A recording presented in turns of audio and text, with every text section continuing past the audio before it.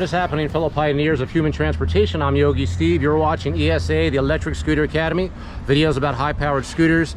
So I just hit 500 miles on the Roadrunner. I want to do a 500-mile review, tell you all the good, all the bad about the Roadrunner, but I didn't feel like sitting in the apartment. It's so nice outside, so I thought I would do a combination delivery video and review video. When I give reviews like this, I like to tell you my credentials, or like why do I know this stuff. Well, first of all, I own a Roadrunner. I got 500 miles on it. I've driven it a lot. I've taken it on group rides. I've done a lot of casual riding. I've done a few delivery shifts on it, which is a real good sign that it's a good scooter.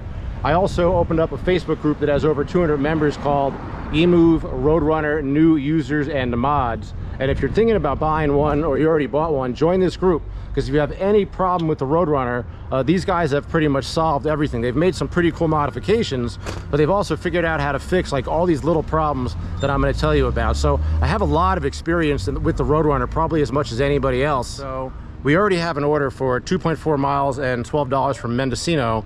Let's go there, and then I'll start telling you what I really think about the Roadrunner.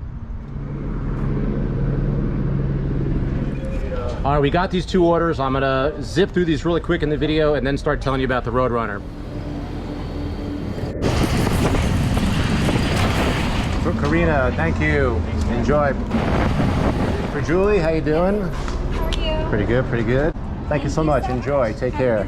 The best thing about the Roadrunner is by far the top speed that it can reach and its range. So I weigh about 175. I can get it up to 34 miles per hour.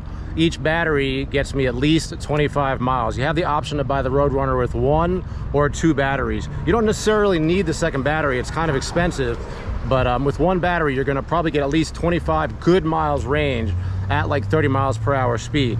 Other good elements of the Roadrunner is that it has dual disc brakes, no shitty drum brakes here. I would say these brakes are good. They're pretty good for this type of a vehicle. They're just strong enough. I feel like the frame is really durable. Like, this frame is never gonna break. It seems to be welded together very well. If you want a scooter with a seat, if you want something you can sit on, this is probably the best sit-down scooter you can get. And that's because I actually think that most of the seats that you attach to typical scooters suck. I have a lot of experience with that. I've done it to all my scooters, and those seats suck because they're not really a part of the scooter. I feel like the seat on this is built in. It's a part of the scooter. It might not be super comfortable, but it definitely is a decent seat. So it's definitely, I would say, the best scooter with a seat that you can get. More positive stuff about the Roadrunner is that it is small. I can easily pick this up and carry it upstairs. You can't do that with most scooters above, let's say, 50 pounds. I don't even know how much this weighs. I'll look it up and post it here, but it's light. And the handlebars fold, so if you want to put it in the trunk of your car, if you want to put it anywhere in your car, it's really good for that. I've already put it in my car twice. Not my car, I don't own a car, but my friends' cars, and it really fits into the car well. So it is small. You can store it easily. You can fit it in your car easily. It'll probably find a nice, comfortable place in your home without taking up much room, but it is definitely small. You can definitely carry it up stairs. The most I've carried it up is so far as 5 flights of stairs. Another very important positive about the Roadrunner is it is a dual motor scooter. It has a 500 watt motor in the back, 350 in the front. I think those numbers are right. And what that means is it can get up any hill. Like, my neighborhood is filled with hills. I can't do deliveries on a vehicle that can't beat the hills. And so far, there has not been a hill that this scooter has not been able to conquer. So it is definitely a hill climber with dual motors, a 500 in the back, 350 in the front. You have to have that. This is probably the only dual motor scooter I think under $2,000 worth anything. We got a 1 mile, $8 egg tuck. Let's do it quick and get back to the review. Thank you very much. No awesome. We'll see you guys next time. Thank you. One of the advantages about being small is you can do stuff like this. This is also a little dangerous though, because you got to assume people can't see you that well. But definitely a benefit being small in traffic like this. What's this guy doing? I believe this guy's going to meet us out here. Hey, Glamro, how you doing, buddy? All right, enjoy. Thank you very much. Thank you. Take it easy. A big advantage for a lot of people is that the Roadrunner's got the swappable battery. For me, it's not that big of a deal. Like, if I have 25 miles range with the 1 battery, that's enough for a shift. That's enough for almost anything for me. But some people feel like they need more range. It's got this amazing swappable battery. We're going to this parking lot on Vine. It's actually on Selma, but it's a Vine address. We know where it is. Are you out here? Oh. Yeah. I'm on the sidewalk. I see you in the purple. Oh, yep.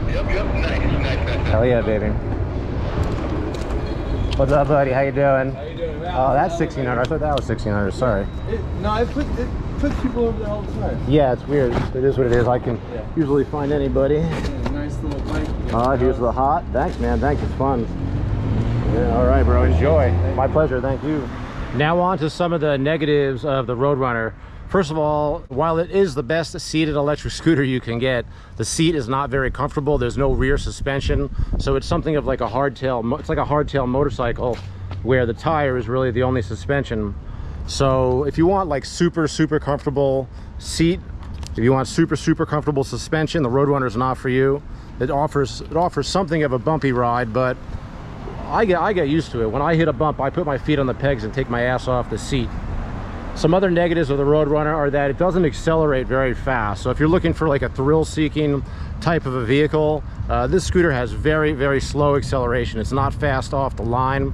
It takes a long time to get to top speed, but once it gets there, it holds it very easily. So one drawback you should definitely know about is it doesn't really have great acceleration. Some negatives from the guys in the Facebook group. A couple of guys have had trouble with their tires. The scooter arrived and the tires were not installed properly, so they had to do some work to put the tires on straight, basically.